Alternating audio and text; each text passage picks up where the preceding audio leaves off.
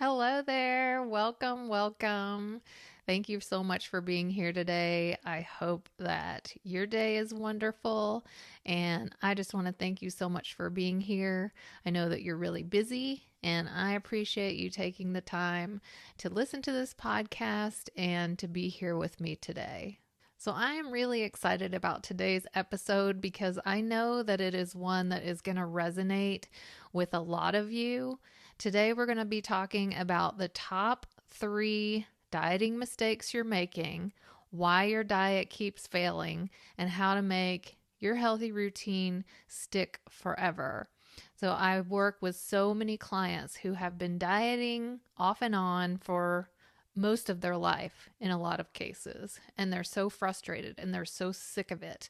I hear this over and over again. I've lost and gained the same 20 pounds over and over again for the past 10 years or whatever. And it's just so frustrating because you get a new diet, you're really excited about it, you're motivated, you're totally on board, you go for it, it's working, you're losing weight, you're feeling better, and then the diet is working until it's not. For some reason, the diet stops working. You start falling back into old habits. You start eating things that you have cut out for quite a while, and you end up gaining. And in many, many cases, you end up gaining all the weight back and sometimes plus a little bit more. And that's just so hard. There's so much shame and embarrassment involved because you're blaming yourself because you failed. And what I want to show you today is that it isn't you that failed, it's the diet that failed, because most diets are a setup for failure. 99% of diets fail eventually. Let me ask you this. If 99% of students in a class fail, whose fault is it? The students or the teacher? And it's the exact same thing with the dieting industry. It isn't you that have failed. It is the diet. Today, I want to show you how you can stop starting over and over again and losing and gaining over and over again. I'm going to share with you the top 3 dieting mistakes, and then we're going to talk about how to avoid those and how to make your healthy diet and lifestyle stick for the rest of your life. To begin with, the number one issue with most diets is they are extremely overwhelming. How many times have you started some kind of diet or fitness plan, bought a book, whatever, and you have all this information to digest? You have to learn all about what they want you to eat, what they don't want you to eat, how many calories, how many carbs, how many this or that. And it's so many changes to make all at once, and you almost don't even know where to start. And fitting it in to your busy day is just overwhelming, and it feels like your whole day is just revolving around food, around planning and shopping and cooking and counting and recording and all that work. And that is just not sustainable. If you have a super busy schedule and you want to add all this exercise and healthy eating on top of everything that you're already doing, you may be able to white knuckle it for a little while, but you end up exhausted. And that's one of the reasons that you start falling off of the diet plan. It's just too much to take in all at once, and it's just too overwhelming. And the solution, and the way that I teach my clients, is to take it one step at a time, baby steps. You may not like the sound of that because I know you want to lose the weight and you want it gone yesterday. But think about it. How many times have you tried this over and over again? And how is that working for you? So it's time to change the mindset and realize that weight loss is not a sprint, it's a marathon. So you start making these positive changes in small ways. And once you get that habit put into place and it becomes a regular part of your routine, you add on, you take the next step. And this makes it feel like you're not depriving yourself so much because it's not all or nothing. It's not like just one day you're on a diet and then the next day you're not on a diet. So we're going to avoid that black and white thinking, and we're going to take it gradually. Start where you are, implement one positive thing, and then build on to that. Think about it. If you made a 1% improvement, if you made 1% positive change per week, that adds up to 52% change by the end of a year. And that adds up to a huge difference. But you have to take it slow because that's the only way that you're going to stick with it.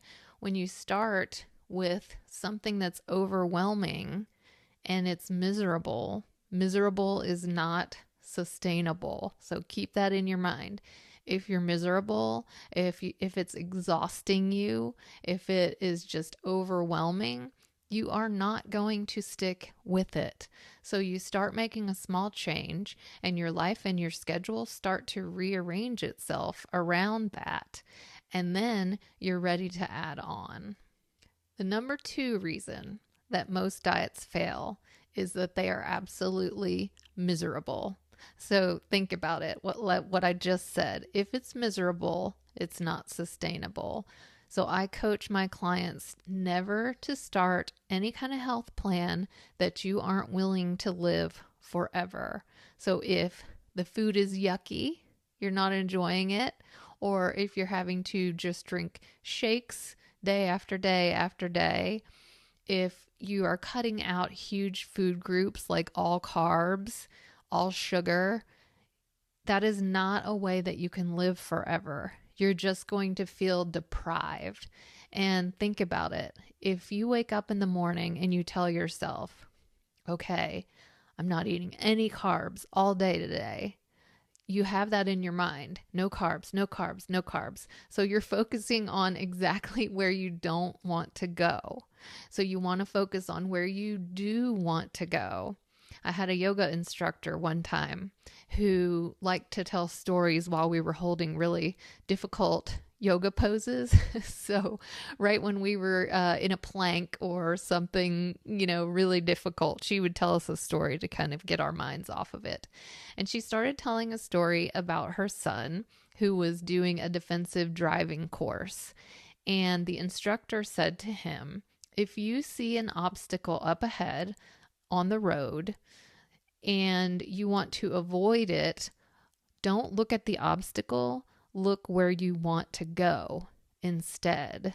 And so instead of focusing on what you can't have, on what you don't need to eat, on what you need to deprive yourself of, wake up every day and think about what you do need to add in. It's such a different mindset. It's such a different way of thinking from what we have been taught all these years. And it's moving you in a positive direction. It's helping you think about, what do I need to add in? What is going to nourish me today? What healthy habit can I do that's going to help me feel better? And it's not about being perfect. It's not about, I'm never going to have sugar again for the rest of my life, because that is not sustainable. That is miserable. So it's changing your focus to, where do you want to go? What are the things I want to focus on and move toward? And that will get you moving in the right direction. I like to focus on what I call the 80-20 rule. So 80% of the time, you're eating healthy, you are maintaining your healthy habits, and 20% of the time is reserved for indulgences. So if you are going to a birthday party, you're going to have some cake and ice cream. If you're on vacation, you're definitely going to have a few extra cocktails or whatever that may be. But 80% of the time, you're following your healthy habits. And that's a really good balance. And that is a way of realizing that, okay, this is a lifestyle that I can live forever because I'm feeling good, I'm healthy, I'm nourishing myself, but I'm also not depriving myself. I'm not feeling like I can never have these things again that I enjoy. The number 3 reason that most diets end up failing is a biggie. And this is because they often neglect the mindset and emotional component, which is key to making healthy habits stick, because you have to get to the root of the issue. Why are you in the place that you are today? Because if you don't work that out, you're going to continue this cycle and this pattern that you have been stuck in for so long. So you have to think about, are you stress eating? Are you eating when your schedule is busy and you're eating to calm yourself down? Are you emotional eating? What is going on? Are you going for a snack late at night after you've had dinner every night? And why is that? What are you actually needing to be filled up with? What is this void that you're trying to fill? Are you feeling lonely? Are you feeling sad? Is there emotional issues that you have been neglecting that are trying to come up, but they don't feel good and they're uncomfortable, so you're pushing them back down with food? And what is that inner critic saying to you day in and day out? That voice in your head that criticizes and berates you and puts you down. What is that voice saying, and where did that voice come from? Because as long as you still have that talking to you, you're going to revert to old patterns. It's not motivating. It's not encouraging. It's not going to help you move forward. It's going to help you move backward. So I like to think of it this way. Overeating and being overweight isn't the actual problem. It's a symptom of the problem. So if you're overweight, if you're overeating, what is the actual problem? And sometimes you have to kind of reverse engineer. You have to take a little bit of a deep dive, and you have to stop in the moment and think about, why am I eating? What am I looking for?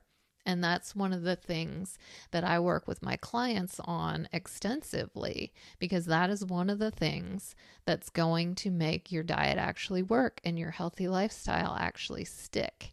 And it's working through some of these deeper issues, some of these patterns, so that you can get rid of it and not see that happening anymore in your life, and moving forward and feeling good and feeling confident and shutting up that incessant voice in your head that's always telling you that you're not good enough, that you're not enough, that you're not thin enough, you're not smart enough, you're not working hard enough, you're not a good enough mom, you're not doing a good enough job at work. We have to silence that voice so that we can start moving forward and feeling better. So just a quick review of what we've talked about today. The reasons that your diet's not working, that you're stopping and starting and losing and gaining over and over again. Number 1, it's too overwhelming. It's miserable and it's not sustainable. And instead of trying to make all these huge changes at once, you want to take it one little step at a time. Number 2, it's miserable. Like I just said, miserable is not sustainable. If the food is gross, if you're eating frozen dinners, if you're drinking shakes and eating, cardboard protein bars, that is not sustainable. So you need to find a way of nourishing yourself that feels good, that feels positive, and focusing on what you do need instead of what you don't need, and following the 80-20 rule. And number 3 is addressing those mindset components, finding out what the root cause of these unhealthy patterns is so that you can move forward and be healthy and happy and confident and strong and have joy and know that you're enough and that you're worth it. Thank you so, so much. I have really enjoyed our conversation today.